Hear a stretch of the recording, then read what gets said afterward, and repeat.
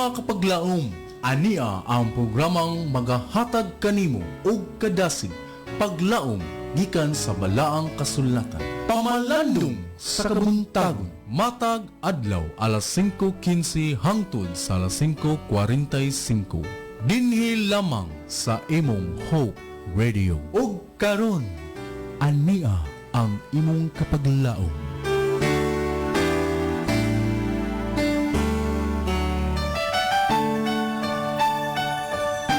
It will be a blessing to wake up early in the morning, and waking up with God is the best experience you could ever have. Good morning, Toledo. Good morning, Philippines. And good morning, world. Akong gi-welcome ang atong tanan nga mga kapaglaom sa dakbayan sa Asturias, Balamban, and Tuburan nga nagapaminaw karon sa atong programa nining atong tulumanon Pamalandong sa Kabuntagon. Maingon man sa Pinambungahan, Aluginsan ug Toledo City. Good morning kaninyo mga kapaglaom. I'd like to welcome you sa atong programa nining Kabuntagon.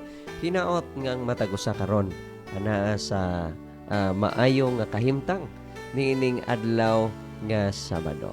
Yes, welcome kapaglaom nining Kabuntagon sa atong nga programa. Akong gi-welcome atong tanan nga mga tigsubaybay diha sa Negros Occidental and Oriental nagasuporta sa atong programa diri sa DYAM-FM, ang imong Adventist World Radio. And also sa atong mga kapaglaom nga nagatanaw sa atong live, you are very much welcome kapaglaom nining atong programa karon nga kabuntagon. Hinaot nga ikaw na panalanginan kapaglaom og maayo lamang ang imong katulogon. Thank you so much for this great opportunity to join you sa atong nga programa nining nga kabuntagon. Well, dili na kita maglangan mga kapaglaom. If you are blessed and you are ready mga kapaglaom sa ato nga paghimo sa ato nga programa nining kabuntagon, aron taas-taas atong pagbasa mga kapaglaom sa atong devotional ato sa iduko atong mga ulo for a word of prayer. Shall we pray mga kapaglaom?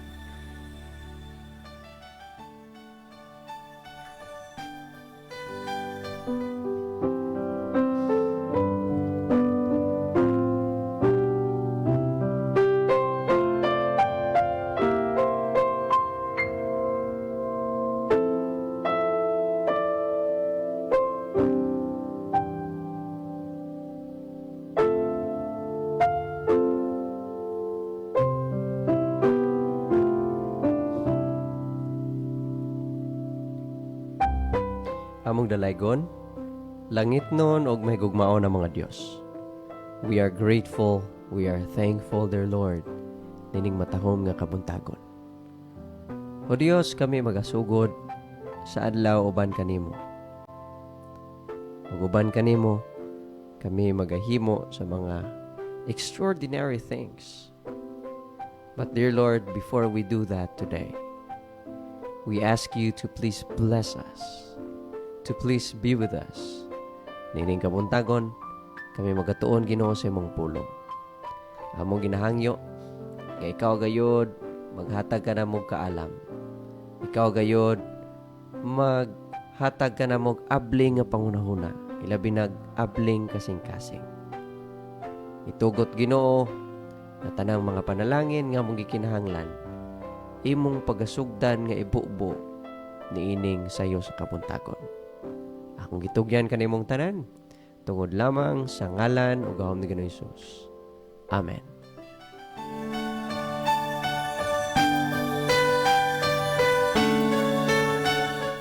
Welcome kapaglaom sa atong programa nining kabuntagon.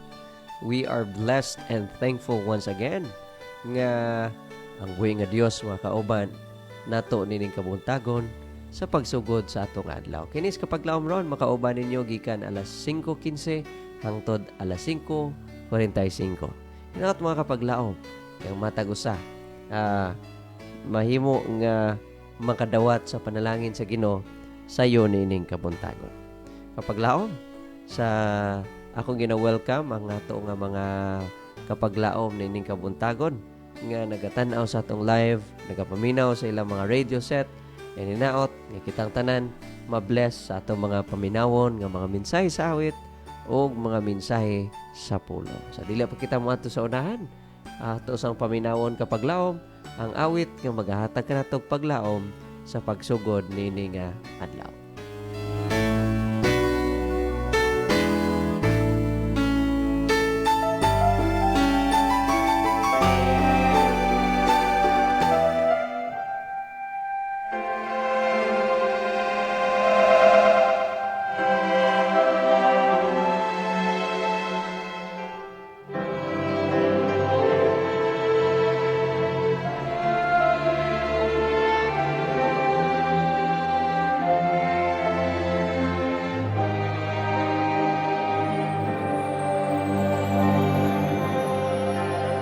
I don't understand how a God so divine could lower himself to a life such as mine and consider me worth every minute of time to rescue a sinner like me.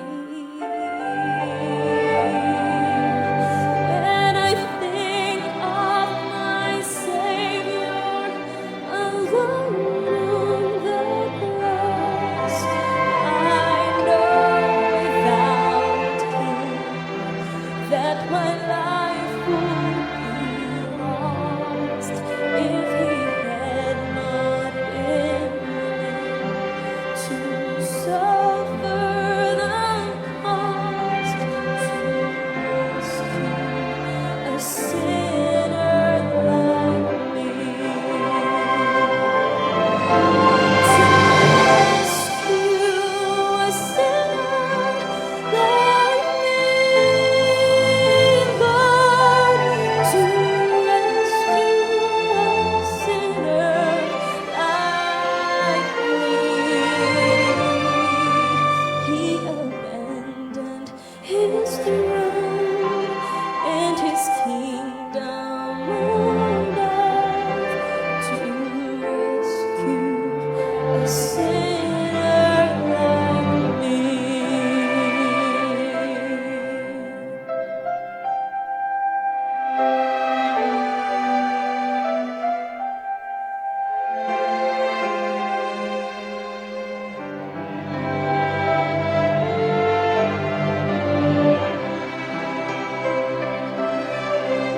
My mind is so limited that I cannot see the reason He died and arose just for me.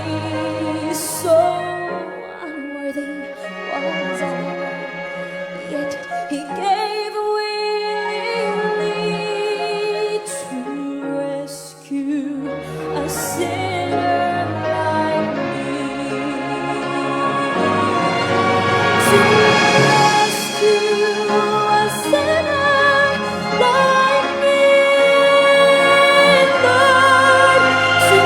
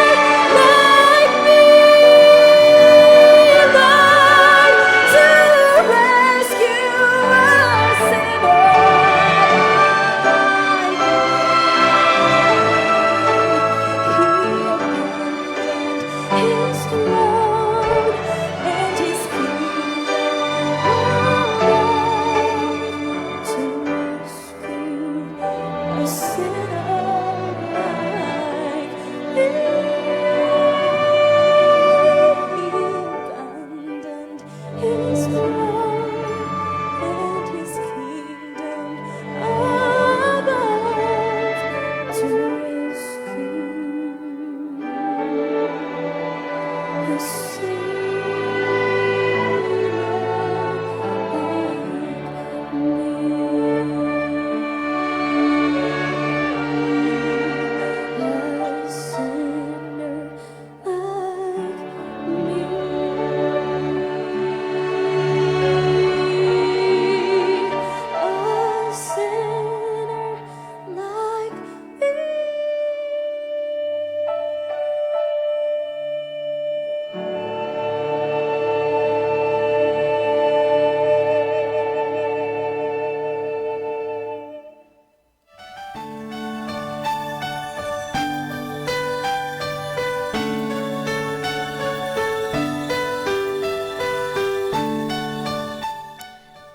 Once again, welcome kapaglaom sa atong programa nga Pamalandong sa Kabuntagon. Makauban ninyo sa makausab si kapaglaom ron. By the way, sa tanan natong mga kapaglaom nga karon pagayod nag-open sa ilang mga radio set, karon pa nakatan-aw sa atong live. Welcome kaninyo mga kapaglaom ni ining Kabuntagon. Alright, so diri kita makapaglaom sa atong pagtuon o hinaot nga ang matag usa andam sa pagpaminaw sa mensahe ug sa pulong sa Ginoo. Alang sa atong key text mga kapaglaom, if you have your Bibles with you, I would like to invite you to please open it to the book of Hebrews chapter 11 verse 27. Atong i-post mga kapaglaom no sa atong sa atong screen. Okay, we have here mga kapaglaom Hebrews chapter 11 verse 27. Nagaingon, by faith he left Egypt, not being afraid of the anger of the king, for he endured as seeing him who is invincible. By the way, mga kapaglaom, mga atong title nining kabuntagon sa atong pagtuon is gitiguluhan siya mga kapaglaom, Unseen One. So, usa ka devotional mga kapaglaom no nga dili ni siya mao ang ginagamit nato everyday nga devotional no. So ato ning pagatun-an mga kapaglaom kaning gitawag nga unseen one, wala mahikaplagan nga tawo. So si Moses atong pagaisgutan ng iyang kinabuhi nga maynguntang nga didto sa Egypt mga kapaglaom, he has a lot of experience regarding sa pag-eskwela. Nakadawat siya mga pagtuon nga nakatabang yun kaniya mga kapaglaom in many respects.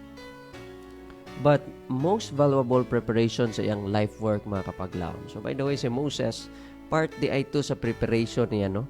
Katong iyang education nga nadawat dito sa Egypt.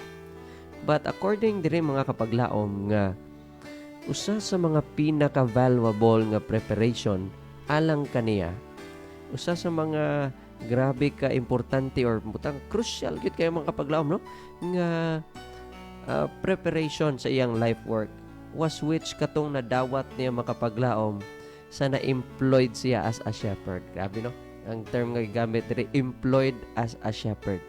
Sa ato pa di gid nilalim siguro ang trabaho sa usa ka magbalantay mga kapaglaom sa mga karniro. Labi na nga ikaw magbalantay ka sa mga katawhan sa Ginoo.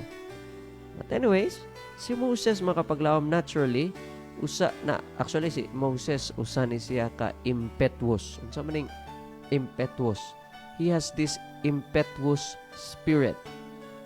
Meaning kapaglaom, dali ra kay nimo desisyon si Moses. Rush ni siya, hasty ni si Moses mga kapaglaom. So dito sa Egypt, usa ka successful nga military leader o favorite mga kapaglaom sa hari ug sa nasod. Nga siya na andan sa dito mga kapaglaom to receive praise and flattery. He attracted mga kapaglaom sa mga nakalahi-lahi nga tao. And siya naglaom mga kapaglaom nga ma-accomplish niya gamit ang iyang kaugalingon nga gahom the work of, or the power, using by his own power, the work of delivering Israel. So, kabalo mo mga kapaglaom, si Moses, naglaom siya, naghandom sa siya, nga iyag yung ma-deliver ang Israel. Far different mga kapaglaom, where ang mga lessons nga iyang nakatunan, isip nga representante sa Ginoo during the time na niya nga dito na siya sa Ginoo mga kapaglaom. God is his teacher.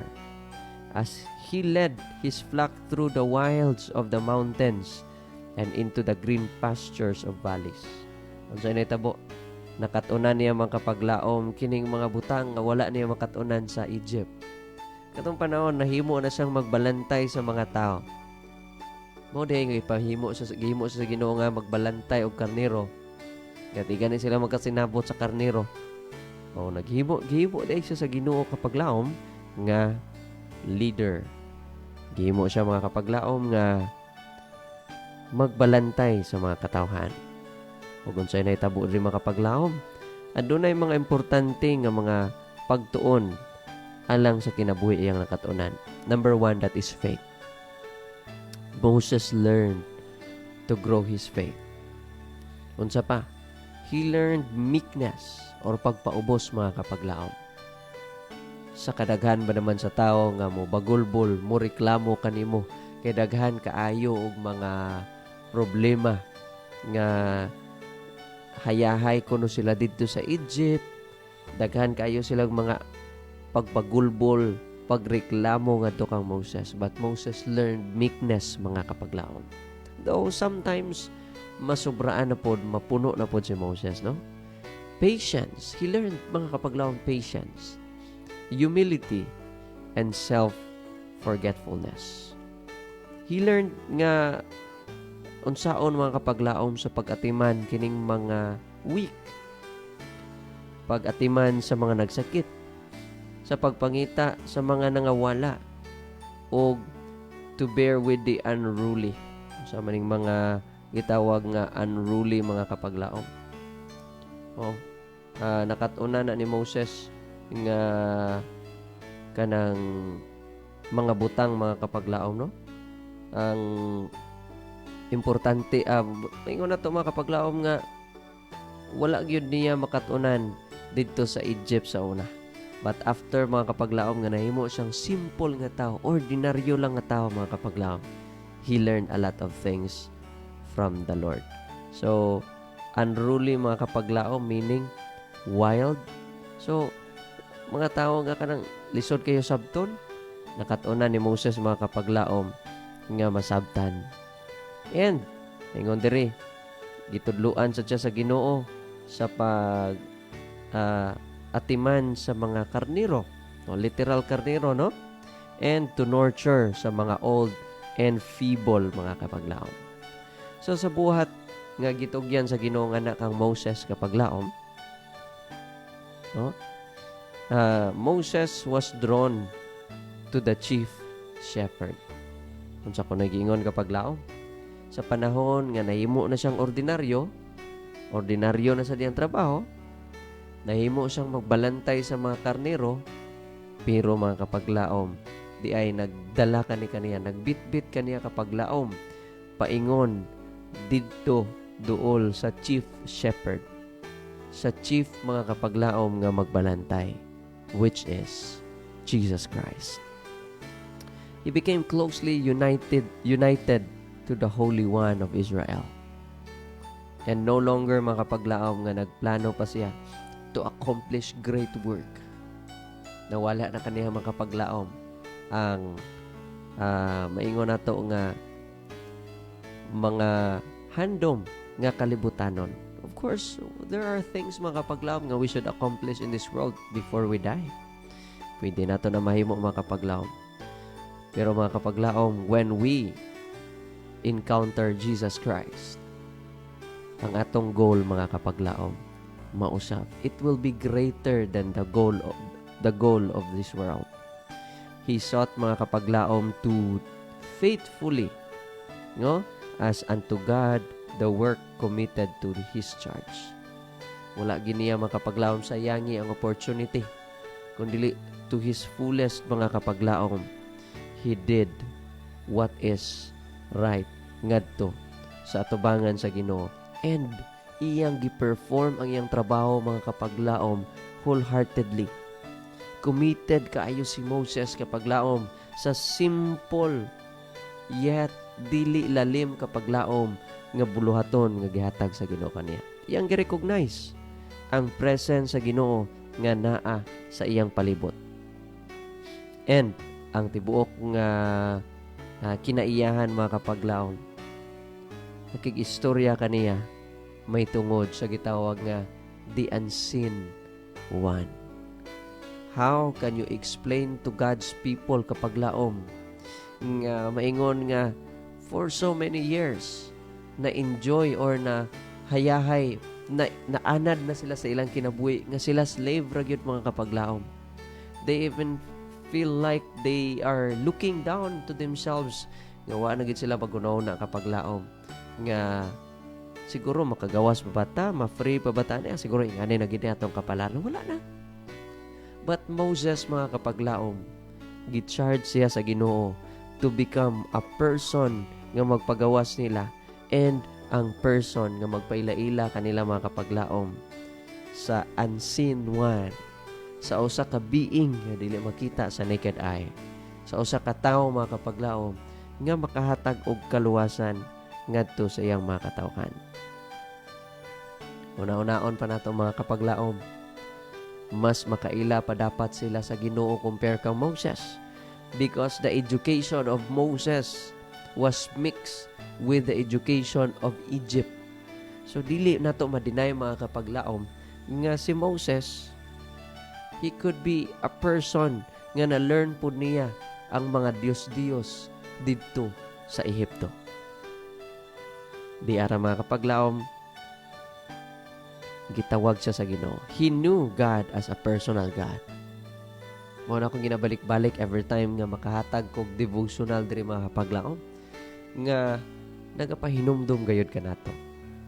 Are you a personal servant of God, or is God your personal God? Make Him personal mga kapaglaom, in which you can tell Him whatever you want. Sultian nimo siya mga kapaglaom sa tanan nimo mga pagbati. Ngon diri mga kapaglaom, in meditating upon His character, he grasped more and more fully the sense of His presence. So manini nga experience na dungog ni Moses mga kapaglaom ang tawag dito sa langit to exchange his shepherd's crook for the rod of authority. Ingon si ang Ginoo kaniya nga biyaan niya ang iyang mga karnero sa iyang training dito sa wilderness mga kapaglaom, and take leadership of Israel. Basin kapaglaom karon gipabantay ra ka sa Ginoo sa mga kanding, sa mga kabakaan. Kay ngano gi-prepare kaniya kapaglaom sa dakong buluhaton nga mag-atiman usab sa mga katawhan. For me mga kapaglaom, ang pagbantay ni Moses dito sa mga karnero was one of his greatest training. He learned to value mga kapaglaom little things. And sa panahon nga dito sa mga kapaglaom, he learned to value his fellow men. Ang divine command sa Ginoo mga kapaglaom found him distrustful, self-distrustful, slow of speech, and timid. So, unsa ko naiingon mga kapaglaom nga kanang daghan kay siya nakaplagan o kini nagsulti mga kapaglaom nga iyang nakatunan to be self-distrustful. Dili na siya mo salig sa iyang kaugalingon. Slow of speech, dili sa dali mo react, dili sa dali makabuhi og istorya. And timid mga kapaglaom, kulang manggod si Moses og kaisog. So na-overwhelm siya mga kapaglaom with a sense of his incapacity to be mouthpiece of God.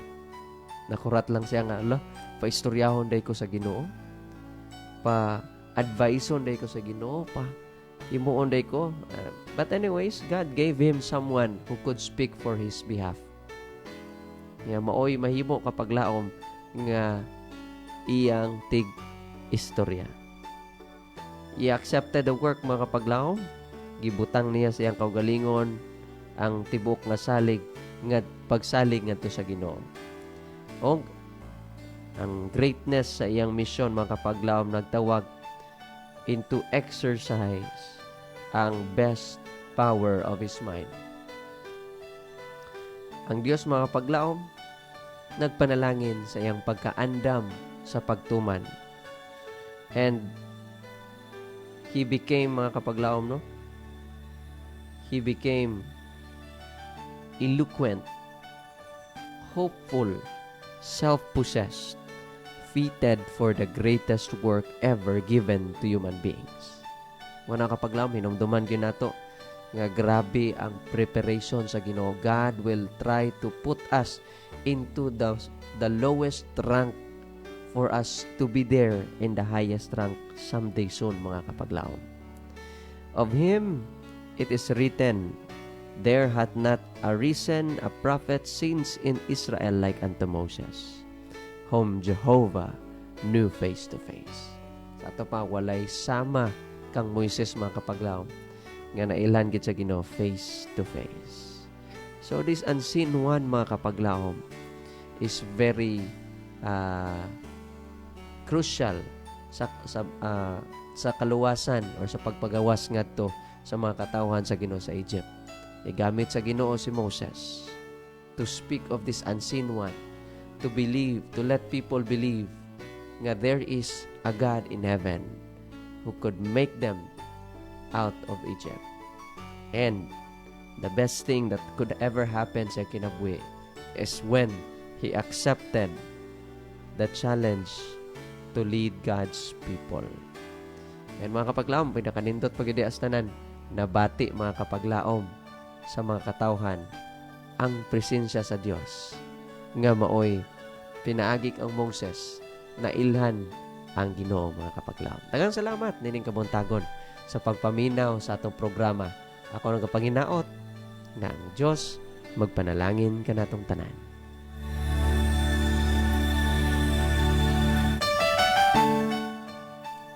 Niini nga higayon mga kapaglaom, ato nang pasalamatan ang atong tanan nga mga kapaglaom nga nakig-uban nining kabuntagon. Of course, dili sad nato kalimtan mga kapaglaom ang atong mga kapaglaom nga nag-send sa ilang nga mga message nining kabuntagon diri sa station. Good morning ni kapaglaom Gerson Miao. Sa morning sa tanan, blessed Sabbath morning. Ingon si Benhar Roa, ingon siya good morning kapaglaom Ron. Si Ludi Gaudan, good morning kapaglaom watching from Hibayo, Giholngan. Si kapaglaom Bob Rituya, ingon siya happy Sabbath kapaglaom Ron. Si kapaglaom Rubisil yon, ingon siya jolly happy Sabbath morning. And we have kapaglaom Fe Bacalian, good morning Pastor Ron, happy Sabbath sa tanan.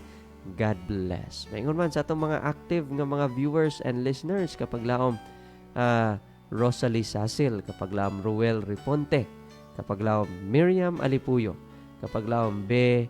Marikit, kapaglaom Fe Bacalian, kapaglaom Ann Carmilotes Dimitilyar Bacamante, and also kapaglaom Rosaline Nogra.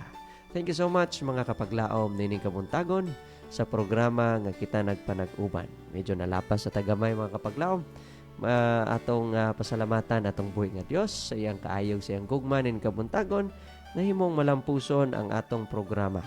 And in behalf sa Adventist World Radio Toledo, I would like to thank the Central Visayan Conference, ilabi na sa atong presidente kapaglaong Pastor Charles Nogra, atong communication director kapaglaong Pastor Lilord Arangues, atong station manager kapaglaong Pastor Efren Ortega, and to our production manager kapaglaom Ron Sheridan Gilaran. Maingon man sa tanan natong mga viewers and listeners, thank you so much for today, and to all of you who are praying for this station. Kapaglaom, atong idoko atong mga ulo for our closing prayer.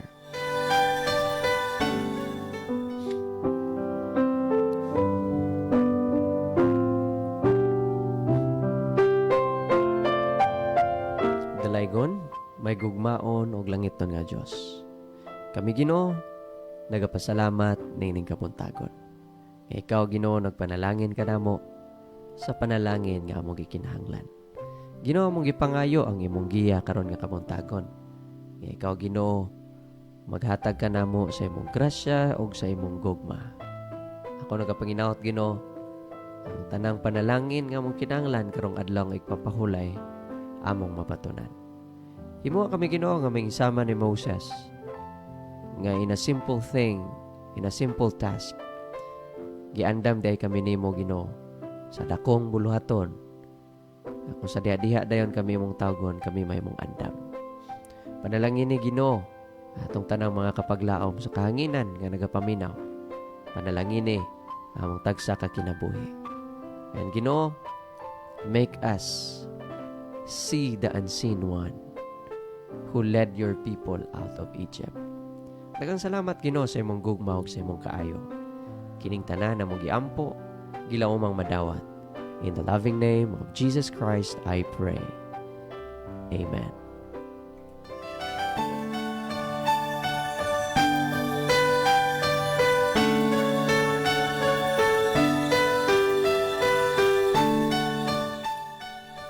Samtang kami magapadayon sa pagsibya sa mensahe sa paglaom nga si Jesucristo mubalik.